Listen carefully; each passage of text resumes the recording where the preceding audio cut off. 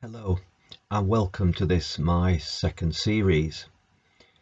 This series is going to be an exploration of the Old Testament.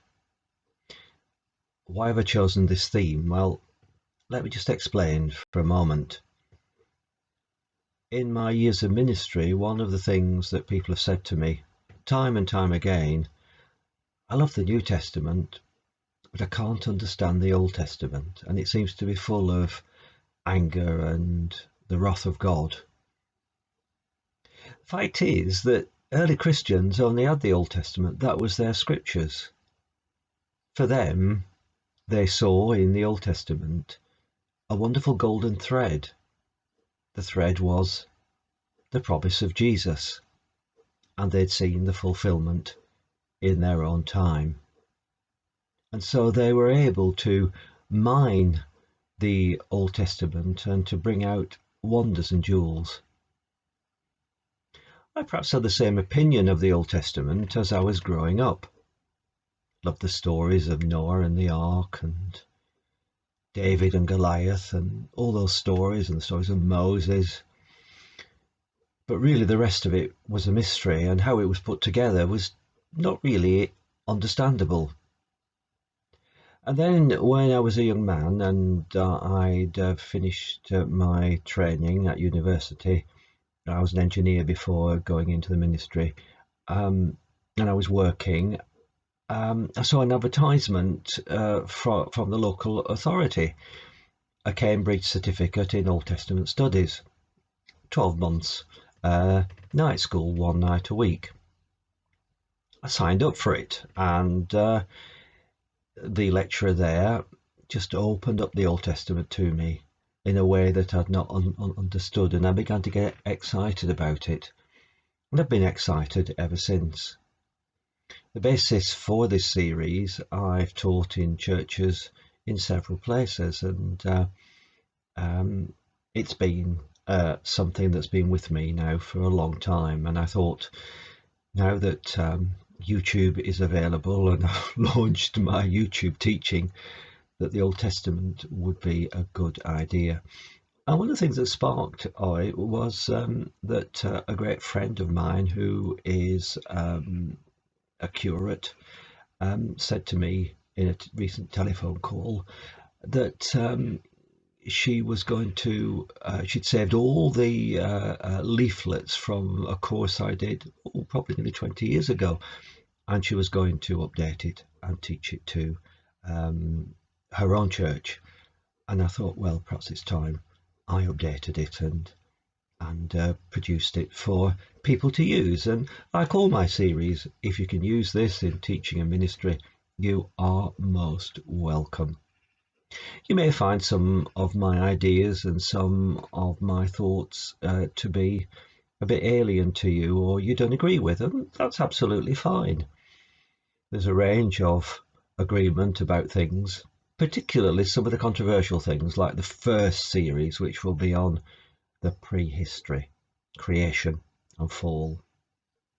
Hope you enjoy the series, and please do use it if you can.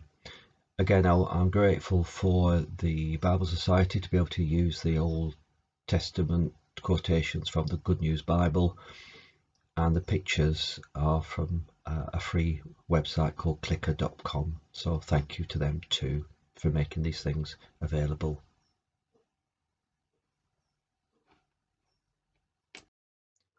Finally, in this introduction, I want to describe how each of the parts will be laid out.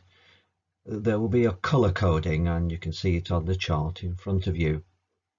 First of all, there will be description of the chapters, a sort of breakdown of the Bible chapters that are covered in this particular slide. And then after that, there will be a short overview of those books that are covered. The next thing will be a timeline. It's always important to be able to find out what particular part of the Bible, how it fits into time.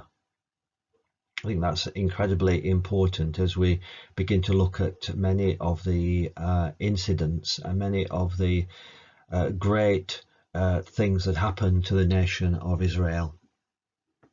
So the timeline will take in as much information as seems to be relevant without overloading you with information. The next thing is the background, the wider world. What was going on in the wider world? What is the wider history?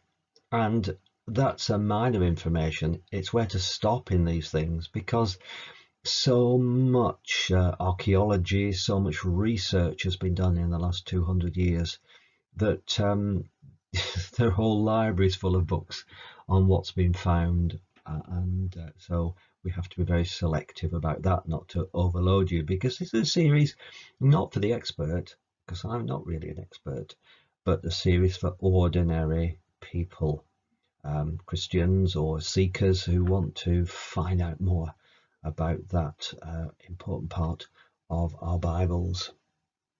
Then there are the key themes, which I've called the golden thread. And we're going to follow these key themes through the whole of the Old Testament because they are important for us to understand what God's dealings with his people of Israel were all about. And then there are often some asides, some interesting points that is worth looking at briefly, which help us to understand the situation that the series is about. And some of these key themes, say for example, if we look at King David, background to the wider world, what was happening in the nations around Israel at that time.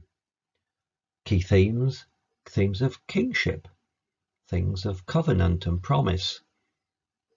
And we then will look at that in terms of pointers to Jesus, how the New Testament used the Old Testament, but also the prophecies that were fulfilled in the life, ministry, death and resurrection of Jesus.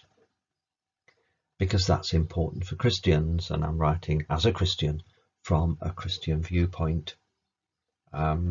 So we begin with the next part with the prehistory.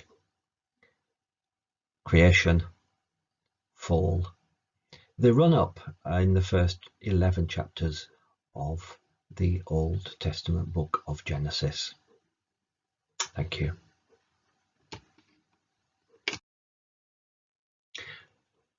Please feel free to treat this slide as an appendix.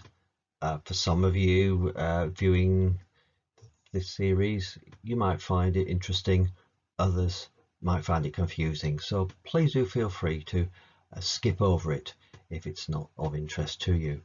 Some of you might be asking the question, how was the Old Testament put together? How come that we have it in the form that we have it? Well, of course, the Old Testament as we know it was put together over 2,000 years. Very many different sources were brought together, and by later compilers, or the posh word is redactors, editors, who've put it all into the form that we know it today. And that's happened over a long period. Some sources were probably oral, and they were first written down a long time ago and then collected together, and then someone's come along and they've put it into some sort of what they considered order. But of course, whenever we do anything like that, we're always bringing into it our own perceptions. And so for over 100 years, scholars have agreed that there are 4 primary sources interwoven that have come down to us today.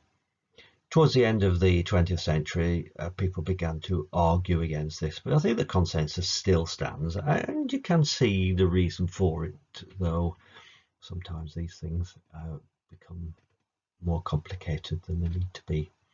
And so the 4 sources are known as the J, E, D and P, and some were like the Yahwist really 1,000 years before Christ, others more towards the 5th century, when the people of Israel had come back from exile and were beginning to put what we know as the Old Testament together in its final form.